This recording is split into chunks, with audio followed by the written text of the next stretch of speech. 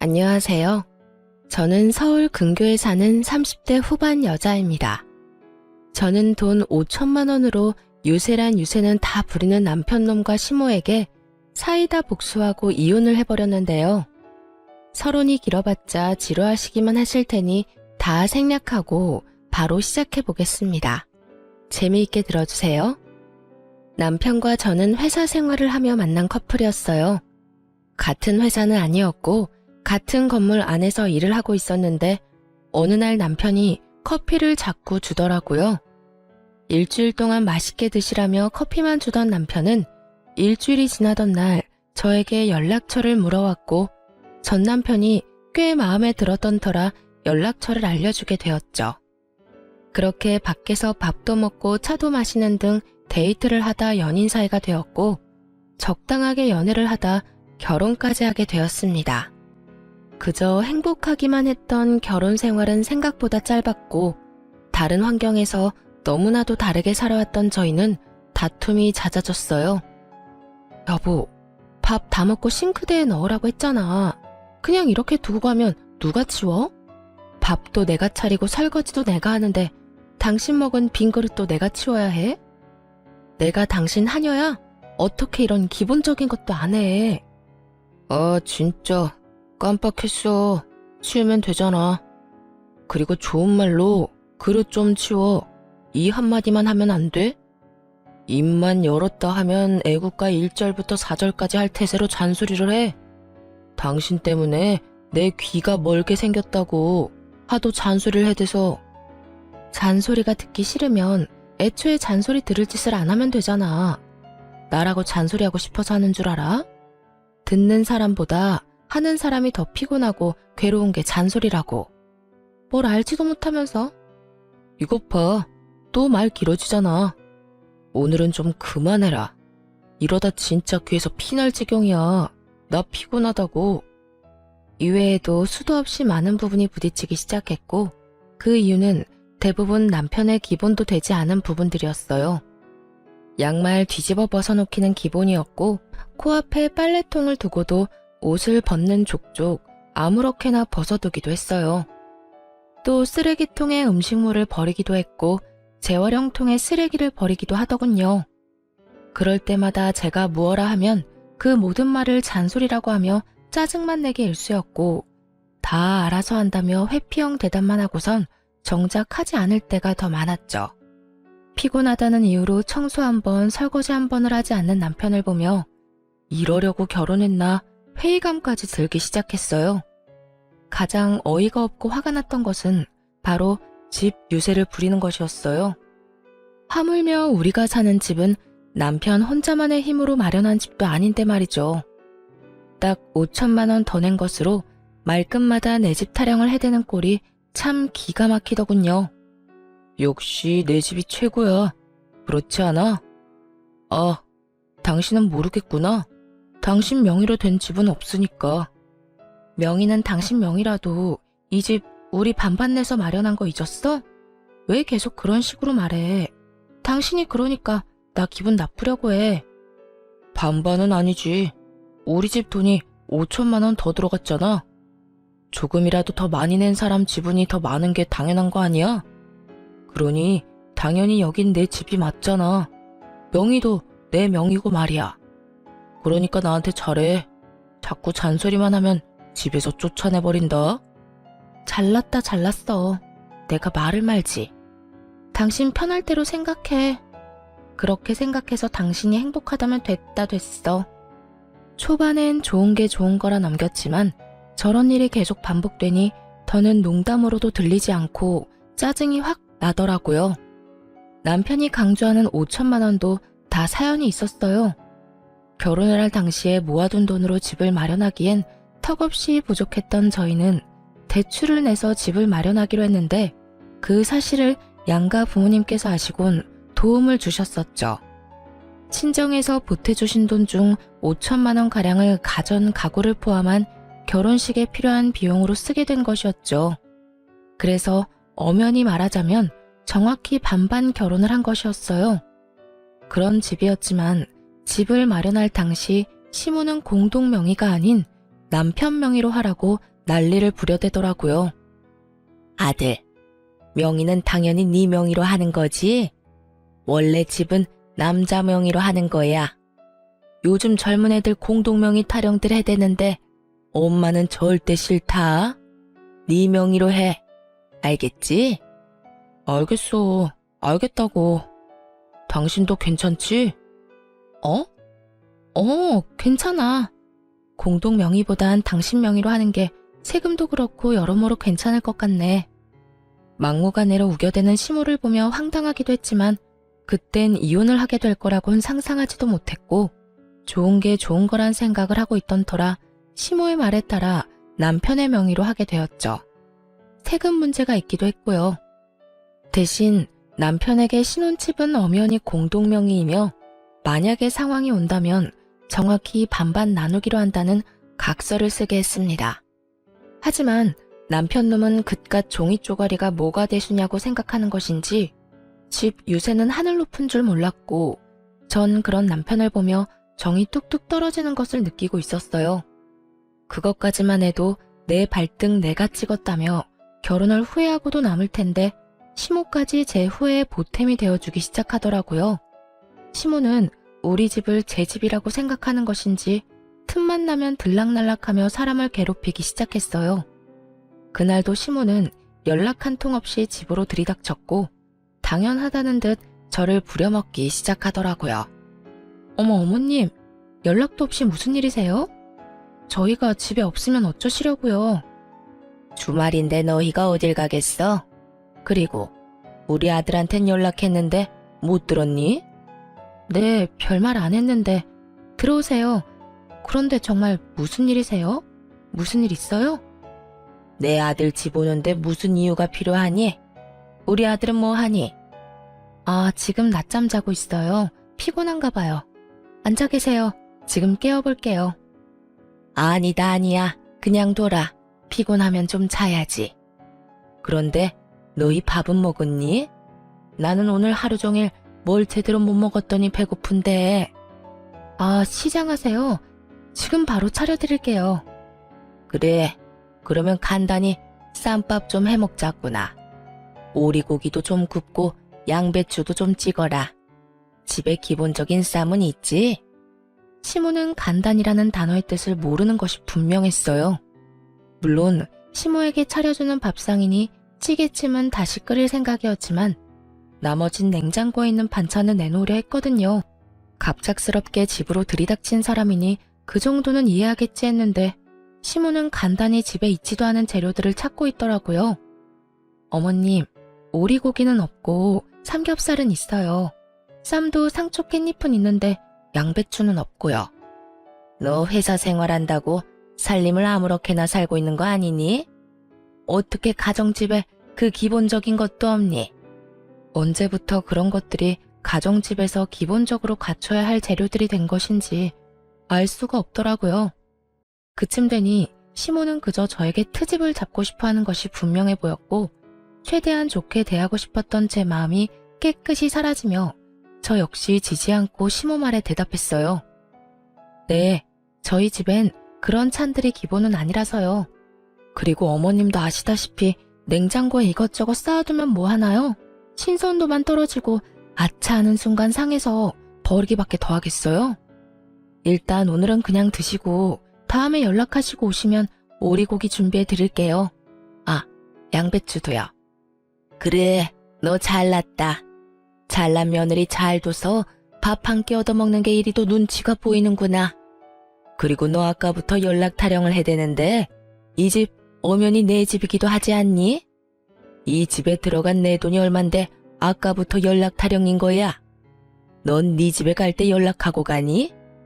남편이 누굴 닮아 그 모양인가 싶었더니 시모가 남편과 똑같은 말을 하더라고요.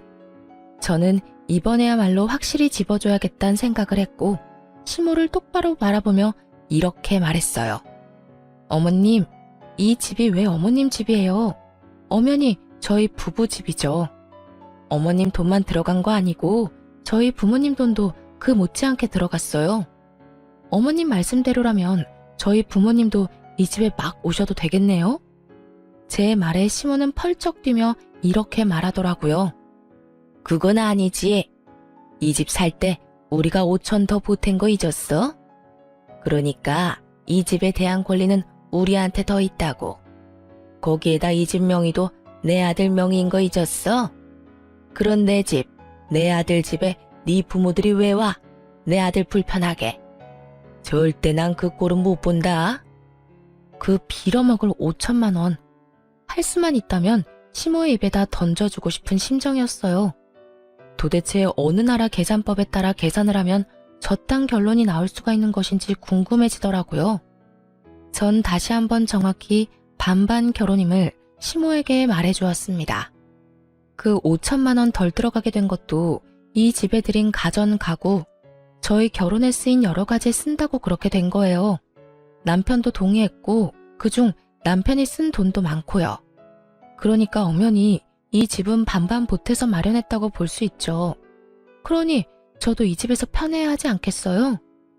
남편이 저희 부모님 오면 불편한 만큼 저 역시 어머님이 이런 식으로 오셔서 어머님 집인 양 들쑤시고 다니면 불편하고 힘들어요. 그러니까 연락하시고 오세요. 서로 좀 편하게 살자고요. 시모는 제 말에 얼굴을 붉히기 시작하더니 대바라진 X라는 말을 하고선 집으로 돌아가 버리더군요. 이런 일이 있고 난 후 시모는 저의 말에 잘 따라주더라고요. 너무 잘 말이죠. 시모는 집으로 오고 싶을 때마다 연락을 했고 그 연락의 빈도는 일주일에 5번 정도가 되었죠. 그쯤 되니 매번 거절하는 것도 힘든 상태가 돼버렸고 이리저리 변명을 해도 남편에게 연락을 해서 찾아와 버리더라고요. 그나마 다행이라고 할 수 있는 것은 남편 놈이 평일엔 오지 말라고 해줬다는 것이었어요. 하지만 주말엔 온다는 시모를 막지 않았고 그렇게 부부간의 주말은 없는 것이나 마찬가지였습니다. 시모가 오는 주말은 쉬어도 쉬는 게 아니었어요. 아침 대바람부터 찾아와 저녁 늦게나 돼서 돌아가니 곤욕도 그런 곤욕이 없더라고요. 삼시세끼를 매번 다르게 차려야 하는 것은 물론이고 간식, 과일, 때론 생과일 주스까지 직접 만들어 대령하라고 하니 없는 당직이라도 만들어 회사에 출근하고 싶은 심정이었어요. 그렇게 한 달이 지나가던 어느 날 시모에게 또 전화가 왔고 언제나 그렇듯 또 오겠다고 하더라고요. 결국 전 폭발을 해버렸고 남편에게 화를 내버렸어요. 엄마, 내일 또 온대. 엄마도 많이 적적하신가 보네. 매주 이렇게 우리 집에 오는 거 보니까 말이야. 황당하더라고요. 시모가 혼자 있는 것도 아니고 시부가 버젓이 살아계시는데 적적함이라는 단어가 왜 나오는지 이유를 알 수가 없더라고요. 적적? 지금 적적하다고 했어? 아버님도 계시는데 적적하긴 뭐가 적적하시다는 거야. 아니, 당신 말대로 적적하시다고 해도 이건 아니지. 어떻게 매주마다 결혼한 아들 집에 올 수가 있어? 해도 너무하잖아. 너무하긴 뭐가 너무하냐? 외롭고 심심하면 아들 집 올 수도 있는 거지. 당신이야말로 너무한다 생각 안 해? 다른 사람도 아니고 부모님이 자식 집에 와서 시간 좀 보내겠다는데 이렇게 싫어하는 건 좀 아니지. 부모님이 한평생 우리 곁에 계시는 것도 아닌데 있을 때 잘해드려야 할 거 아니야. 돈 드는 것도 아니고 그저 집에 와서 시간 좀 보내고 싶다는데 그냥 그러려니 하고 넘어가. 그러려니? 당신 같으면 그러려니가 되겠어? 나 지난 한 달 동안 주말에 단 하루도 못 쉬었어. 하루가 뭐야? 깨어있는 시간 내내 제대로 쉬지도 못했다고. 당신만 회사 다니니? 나도 회사 다녀. 나도 일하는 사람이라고. 나도 주말에 쉬어야 하는데 어머님 때문에 제대로 쉬지를 못하고 있다고. 그런데 그러려니? 말이면 다인 줄 알아? 좀 적당히 좀 해, 적당히. 무슨 여자가 입만 뗐다 하면 말이 길어져? 적당히 할 줄을 몰라? 내가 일해서 엄마 온다고 할 때마다 그냥 오라고 하는 거야. 엄마라도 와야 당신이 조용하니까. 그제야 남편 놈이 죽어라 시모를 집에 오게 한 이유를 알겠더라고요. 아니, 잔소리를 하고 싶어서 하는 사람이 세상 천지 어디에 있나요? 다들 알다시피 잔소리를 듣는 사람도 피곤하겠지만 잔소리를 하는 사람도 그 못지않게 피곤하고 감정이 상하는데 남편은 전혀 그런 생각은 하지도 않고 그저 제 잘못으로 몰아가고 있더라고요. 뭐? 당신 지금 그걸 말이라고 해? 내가 틀린 말 했어. 당신 잔소리 심하게 하잖아. 그러니까 우리 엄마 오는 게 싫으면 잔소리 좀 하지 마. 그러면 우리 엄마 보고 오지 말라고 할 테니까.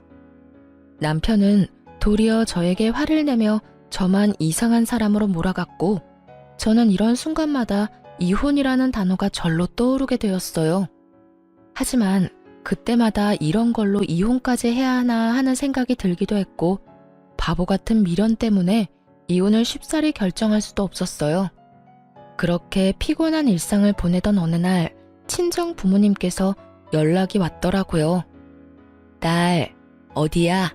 집이야? 엄마, 나 집인데 왜? 오려고?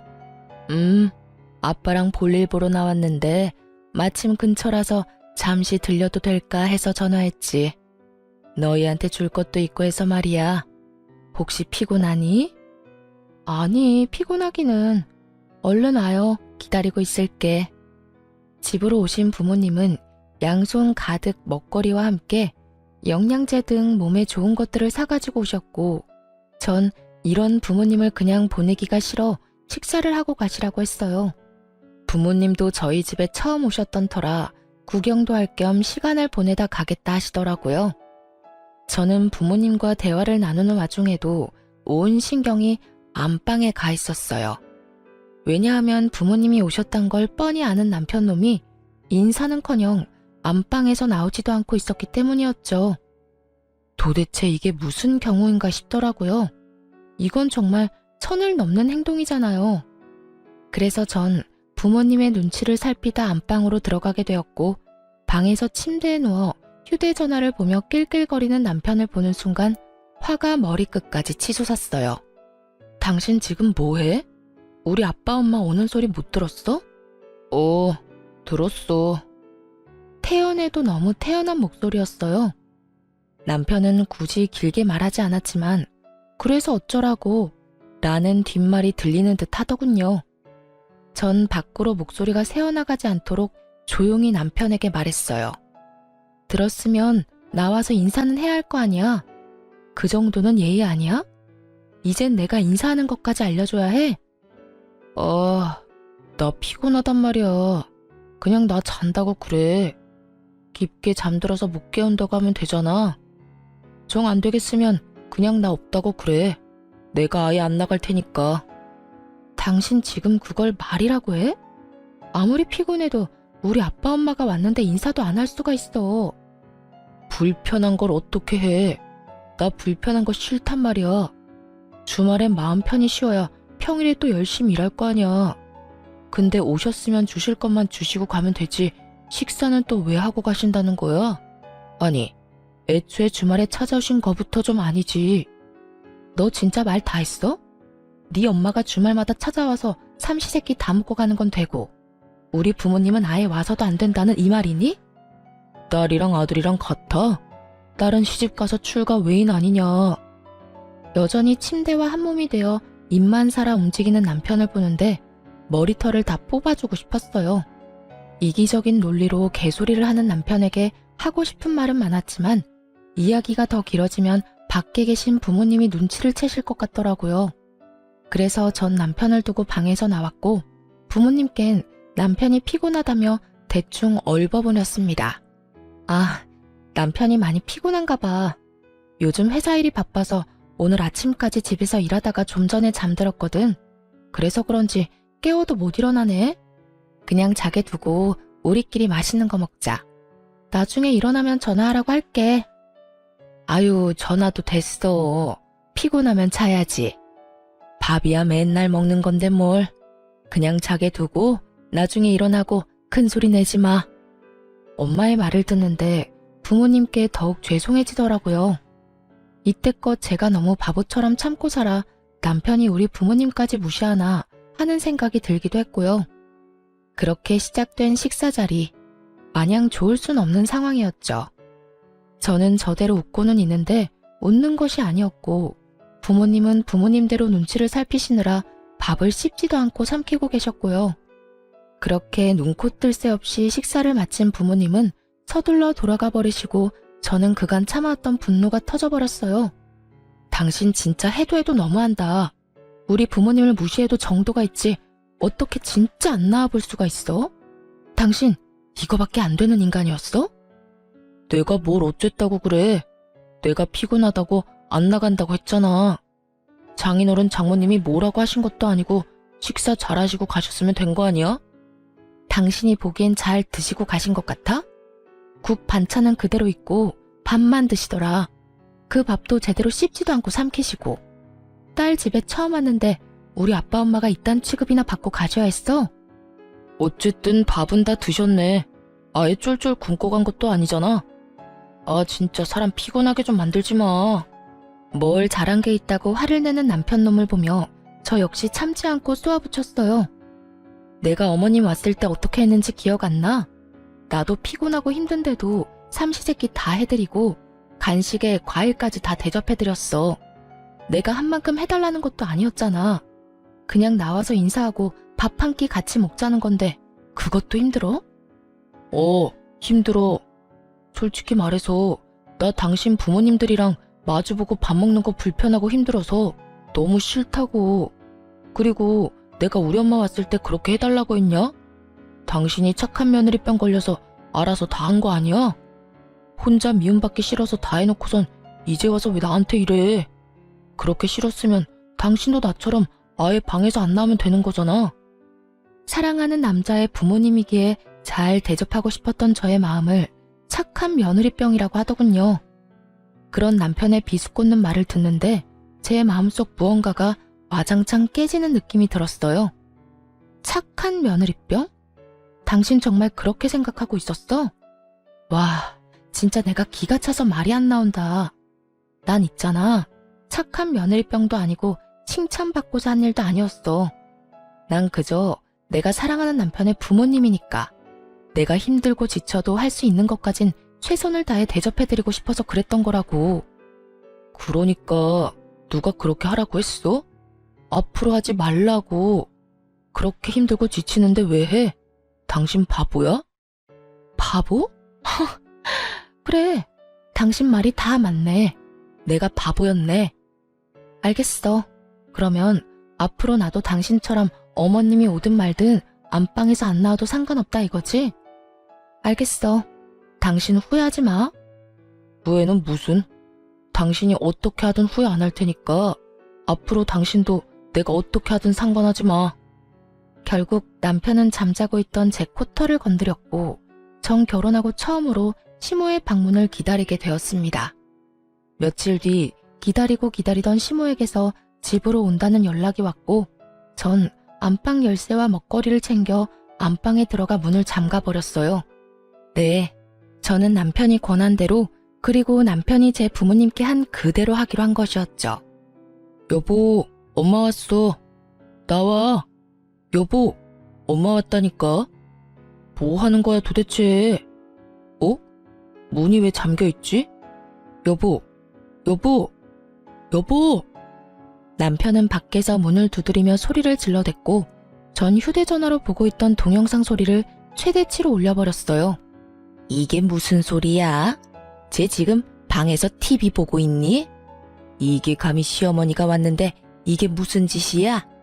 어디 버르장머리 없게 인사는커녕 얼굴도 안 내밀어. 저게 나를 무시해도 유분수지. 이게 뭐 하는 짓이야?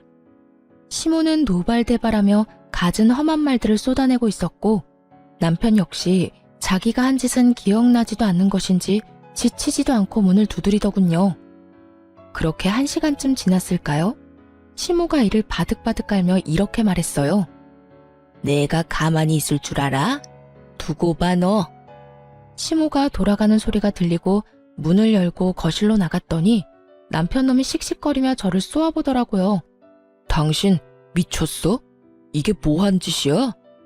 뭐 하는 짓이긴 다 당신한테 배우고 당신이 시킨 대로 하는 짓이지. 뭐? 당신이 그랬잖아. 다음에 어머님 오시면 나한테도 안방에서 나오지 말라며. 당신 시킨 대로 한 것뿐인데 왜 화를 내? 그 말을 곧이 곧대로 믿는 사람이 어디 있어? 그냥 한 말이잖아. 그냥 당신 잔소리 듣기 싫어서 아무렇게나 나오는 대로 한 아무 의미 없는 말. 당신한텐 아무 의미 없는 말일지 몰라도 나한테는 아니었어. 그러게 말을 할 땐 생각을 좀 하고 말을 하지 그랬어.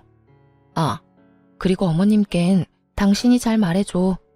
나 회사 일로 너무 피곤해서 휴대전화로 TV 보다가 깊게 잠들어서 몰랐다고 말이야. 아니다. 그렇게 문을 두드리고 고함을 질러대는데 너무 말이 안 되나?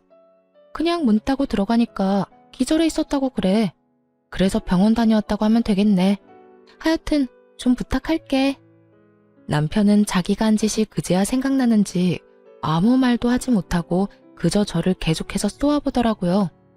그렇게 쏘아보기만 하던 남편놈은 그나마 생각이란 건 있었는지 시모에게 연락을 해 제가 시킨 대로 알고 보니 제가 잠시 혼절해 병원에 다녀왔다고 거짓말을 했고 시모는 믿는 듯 넘어가더군요.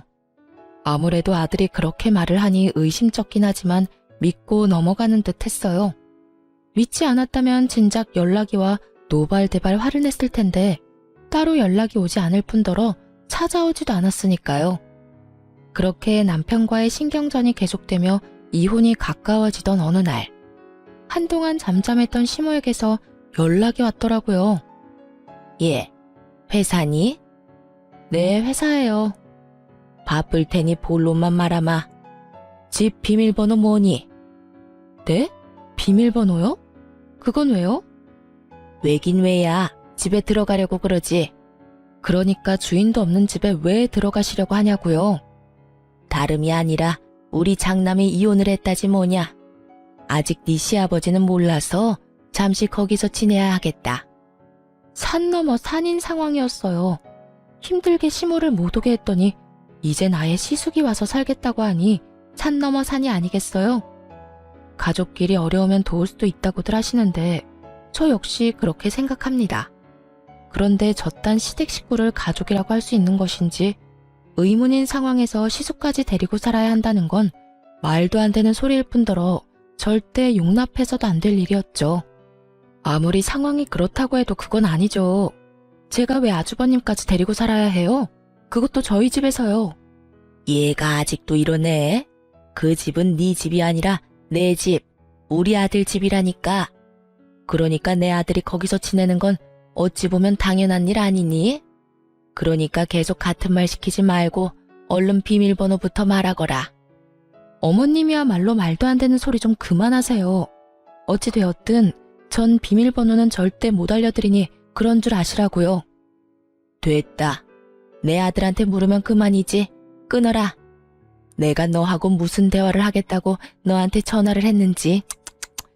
괜한 시간 낭비만 하고 기분만 상했어. 시모는 전화를 끊어버렸고 불안한 마음에 남편에게 전화를 해보니 다행히도 전화를 받더라고요. 여보, 어머님 연락해와서 우리 집 비밀번호 알려달라고 하면 절대 알려주면 안 돼? 갑자기 이게 무슨 소리야? 우리 엄마가 비밀번호를 알려달라고 한다고? 왜?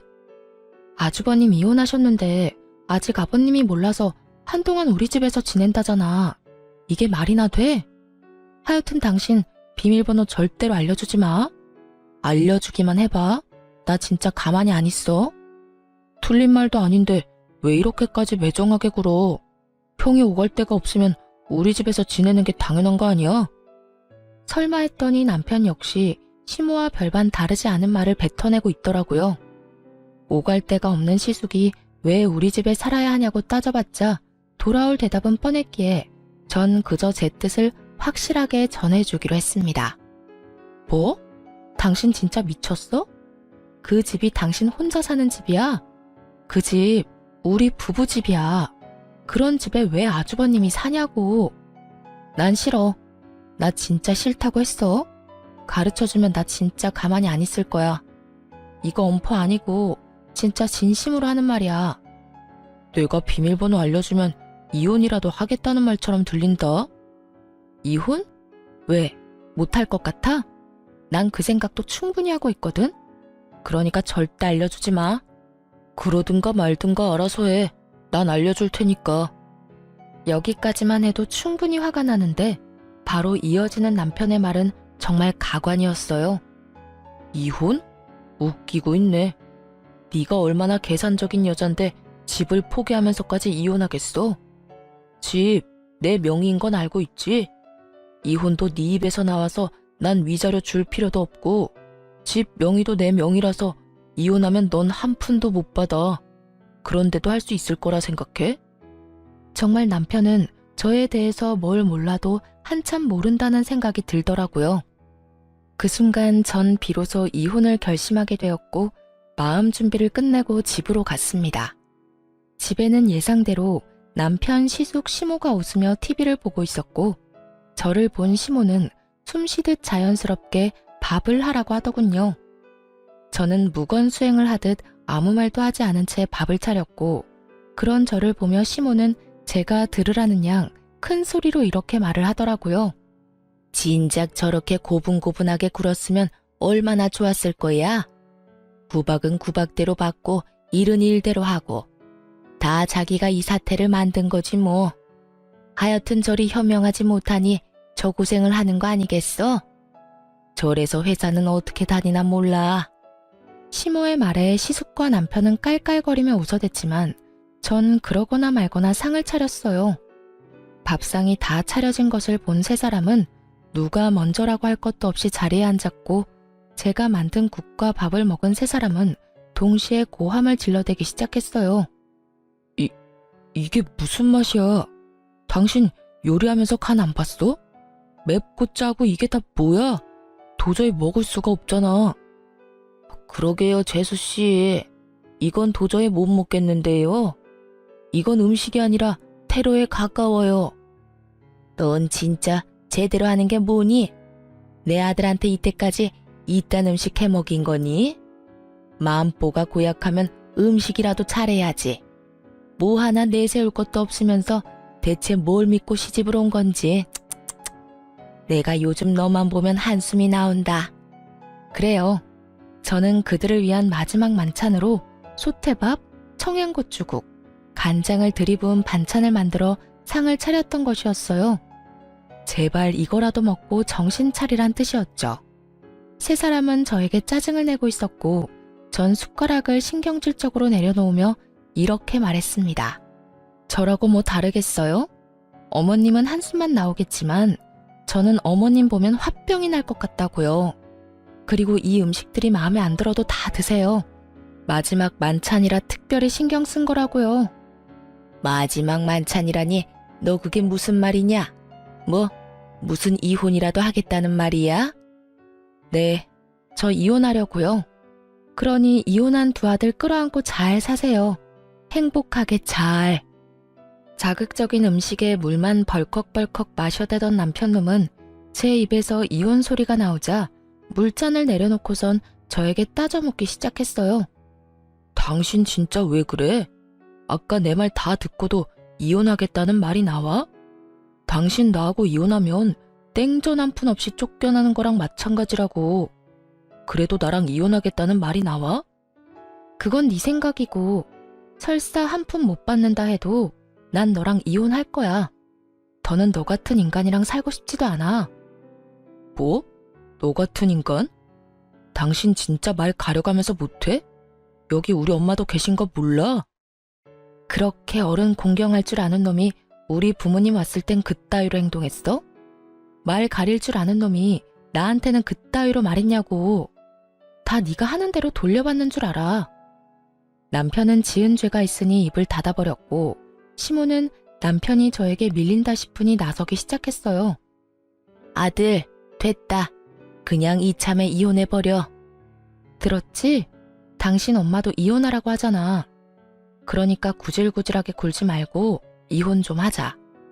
너 지금 구질구질이라고 했니? 아무리 본데 없이 컸다 해도 그렇지 어른 앞에 두고 어떻게 그딴 말을 짓거릴 수 있는 거야? 제가 본데 없이 컸으면 어머님은 아들을 얼마나 엉망으로 키웠길래 둘 다 저 모양 저 꼴이에요? 남의 집 귀한 자식 욕하기 전에 어머님 자식 교육이나 똑바로 시키세요. 이혼할 마당에 겁날 것이 없었던 저는 하고 싶은 말을 그냥 다 해버렸고 시모는 이런 저를 보며 화를 내려나 싶더니 이내 입을 다물곤 남편에게 이렇게 말하더군요. 얘 말하는 거 다 들었지 아들? 그냥 이혼해버려. 그렇지 않아도 저딴 며느리 갈아치우고 싶었는데 잘 됐어. 집도 네 명이겠다. 너한텐 이혼이 여러모로 이득이니 그냥 해버리고 좋은 여자 찾아서 재혼이나 하거라. 집 있겠다, 능력 있겠다. 우리 아들 처녀한테 장가 갈 수 있을 것이야. 시모의 말에 남편 역시 그렇게 하는 게 좋겠다며 저에게 이혼을 하자고 했고, 시숙은 동생이 이혼을 하든 말든 그저 쭉 살 곳이 생겼다며 기뻐하더라고요. 그래, 하자.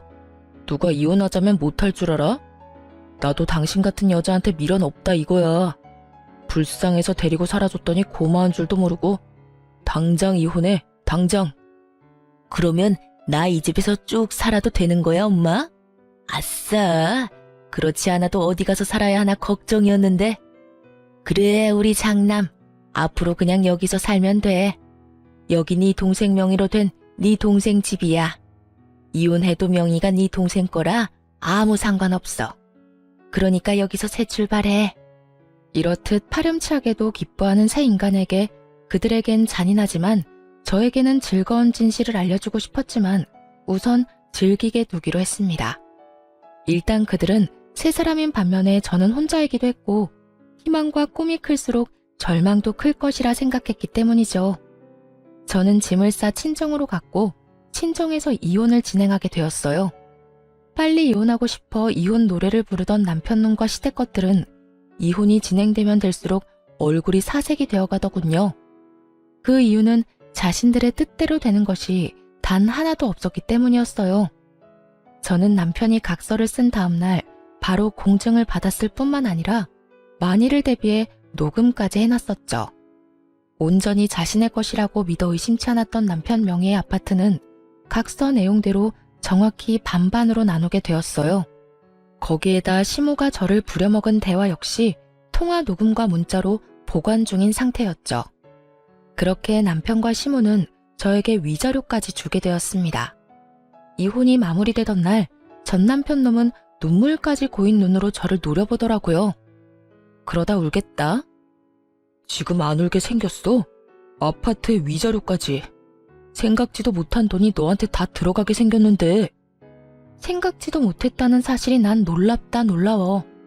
내가 보탠 돈이 있는데 그깟 명의 하나 때문에 다 네 몫이 될 거라 생각했어? 착각도 그 정도면 병이고 욕심이 과하면 탈이 나는 법이야. 그러니까 앞으론 그딴 심보 버리고 착하게 좀 살아라.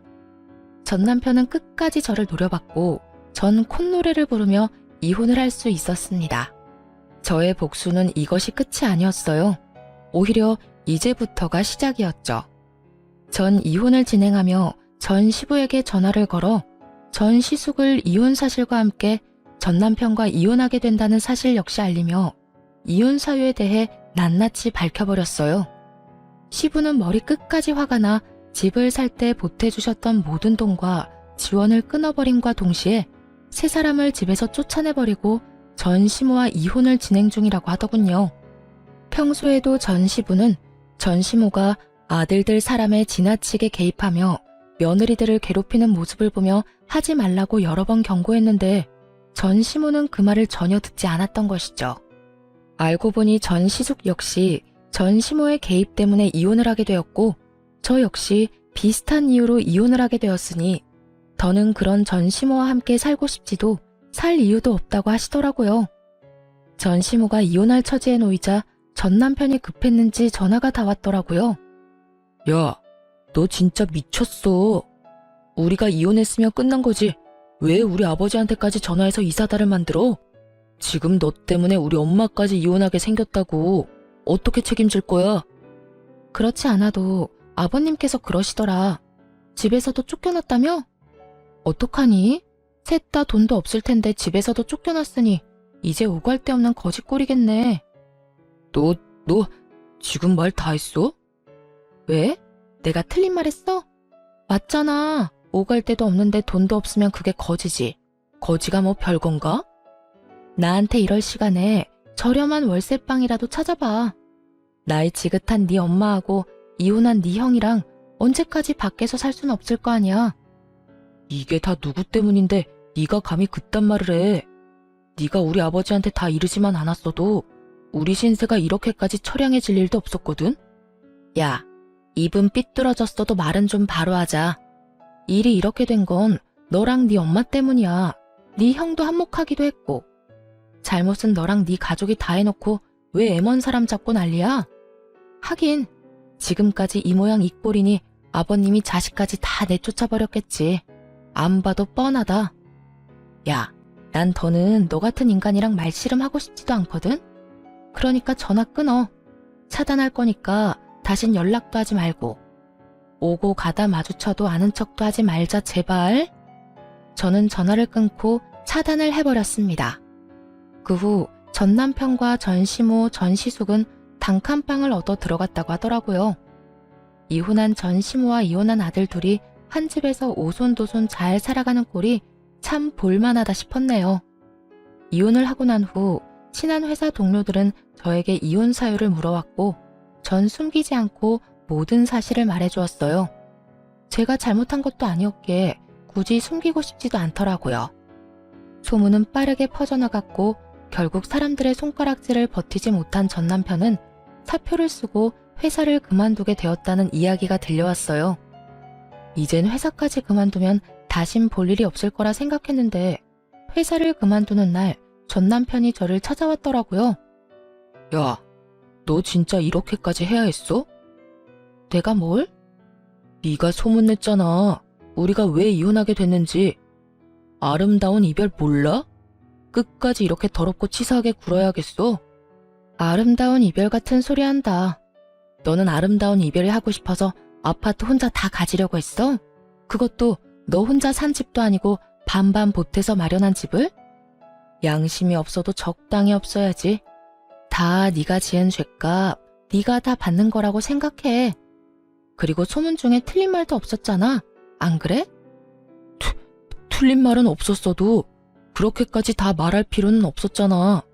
그냥 성격 차이라고 해줄 수는 없었어? 그래도 우리가 살았던 정이 있는 건데 이렇게까지 나를 끝까지 몰고 가야만 했었냐고. 난 그저 묻길래 있는 사실 그대로 말해준 것뿐이야. 그리고 소문이 어떻듯 당신 당당했잖아. 당신은 이혼하는 그 순간까지 나한테 잘못한 거 없다고 했던 사람이야. 그런 사람이 이제 와서 사람들이 욕하고 손가락질하니까 부끄럽긴 한가 보다. 잘못된 행동이란 걸 느끼기는 하는가 봐. 아니거든. 난 여전히 내가 잘못했다고 안 생각하거든. 그래?